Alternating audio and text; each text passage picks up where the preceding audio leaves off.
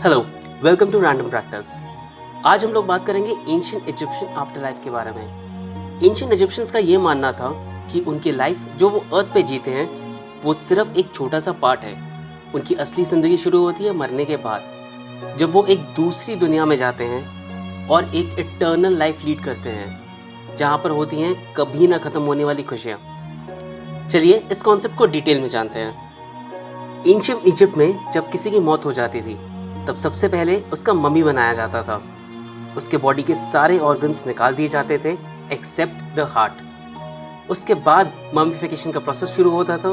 एक बार mummification complete होने के बाद उनको मम्मी के साथ दो चीज़ें रखी जाती थी, एक the book of the dead और एक स्कारलेट एमुलेट। मरने के बाद इंसान की सोल जाती थी अंडरवर्ल्ड की तरफ। अंडरवर्ल्ड वो जगह है जहाँ पे सभी सोल्स का एक जजमेंट होता था कि उन्होंने कितने पाप या पुण्य किए हैं जब वो पृथ्वी पर थे, जिसमें दो स्टेजेस होते थे।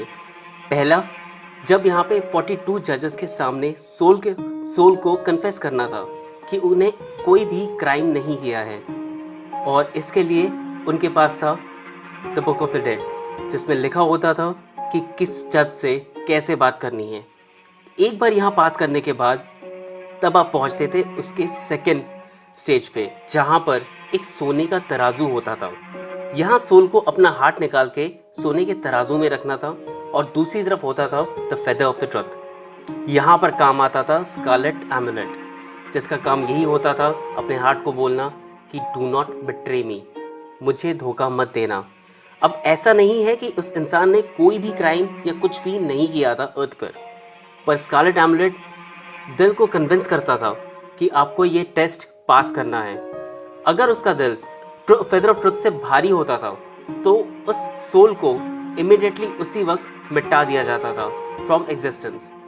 इजिप्ट में हेल का कोई कॉन्सेप्ट नहीं है, पर अगर वो सोल टेस्ट पास कर लेता है, यानी कि उसका हार्ट फेदर से लाइटर होता है या बराबर होता था, तो उसे परमिशन मिलती थी आफ्टर लाइफ में एंटर करने के लिए। एक बार परमिशन मिलने के बाद सोल जाती थी फील्ड ऑफ रीड्स पे। फील्ड ऑफ रीड्स एक ऐसी जगह है जो कि एक मिरर इमेज होती थी उसी लाइफ की जो वो पृथ्वी पर जी रहा था। वहां पर उससे उसके मरे हुए पेरेंट्स, रिलेटिव्स और दोस्त मिलते थे। एक घर मिलता था जो कि बिल्कुल वैसा ही होता था जैसा पृथ्वी पर था, और एक प्लॉट ऑफ लैंड जहां पर वो खेती कर सकता था।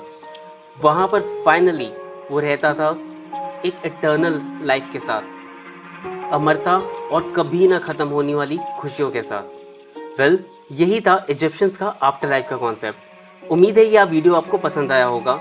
रिक्वेस्ट करता हूँ ऐसे ही और वीडियोस देखने के लिए चैनल को सब्सक्राइब करें और बेल आइकन को क्लिक करना मत भूलें।